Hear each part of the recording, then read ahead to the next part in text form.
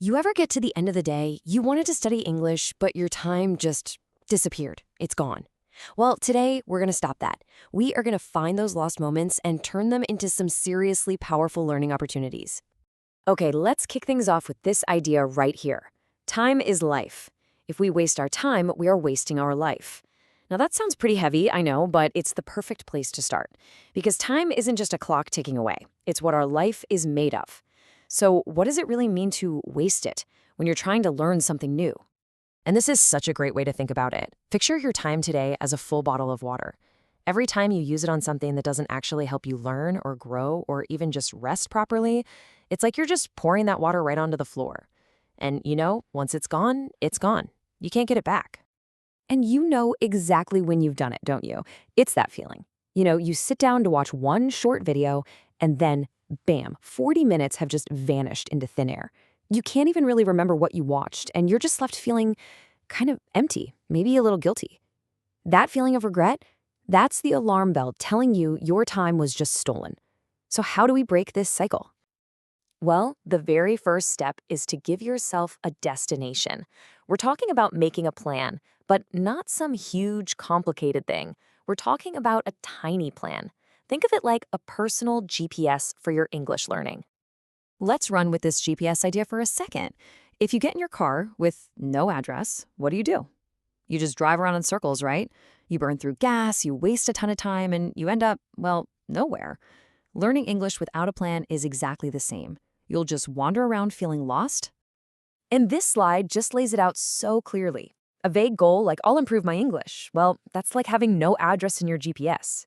But a tiny plan, something like, I will learn 3 new words today. That gives you a specific, clear destination. It's small, it's totally achievable, and it completely gets rid of that, what should I even do now feeling. Okay, so you've got your tiny plan. Awesome. Now, where do you find the time to actually do it? Well, the secret is to find the hidden treasure in your day, what we're calling pocket time. Here's another great way to picture this. Your day isn't just made of these big 1-hour blocks of time. No, it's also filled with all these little coins. 3 minutes here, maybe 7 minutes there. A lot of people just throw these little coins away, usually by just scrolling on their phones. But if you start collecting them, man, they add up to something huge. So where are these little gold mines hiding? They are literally everywhere. Just look at this list. These are the moments we usually just toss away. But what if, while you're waiting for your coffee, you just quickly review those 3 new words from your tiny plan? You see? You've just turned totally wasted time into a valuable learning moment. And this quote, this just brings it all home for me. This comes from a busy parent who managed to get fluent in English almost entirely in these small pockets of time. She just collected her little time coins every single day, and after a few months, she had built this massive treasure of knowledge.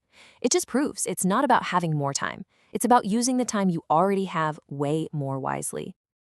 Now that we know how to use our time, we need to protect it. It's time to identify and fight back against the things that are stealing our focus and our energy without us even realizing it. So what in the world is a time thief? Well, like the slide says, it's anything that steals your time without giving you anything good back. And the number one suspect for most of us? Mindless scrolling.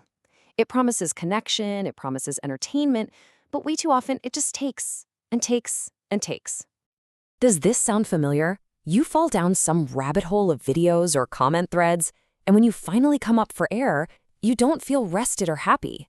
You feel drained, a little bit guilty, and somehow you're even more tired than before you started.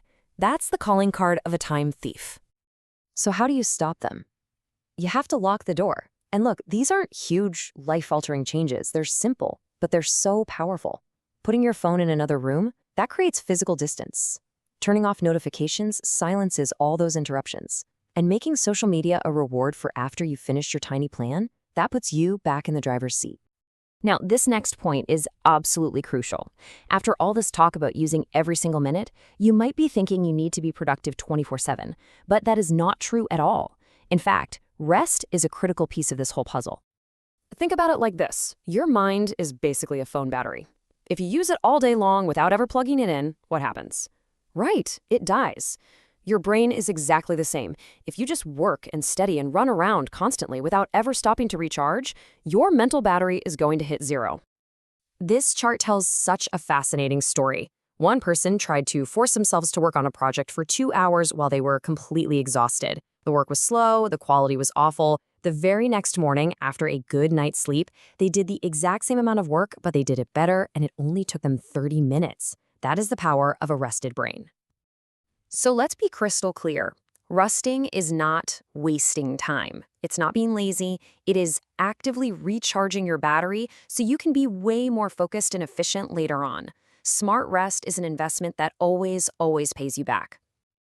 Okay, let's put this all together in a simple action plan. Number 1, give your day a destination with a tiny plan. 2, collect all those little time coins by using your pocket time.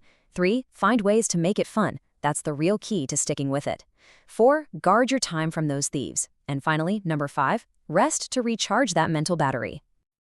And there you have it. You didn't just waste the last few minutes, you invested them in yourself. So I'll leave you with this question to really think about. Take a look at your day, be honest about what's stealing your time, and decide on one small change you can make, starting right now. What's it going to be?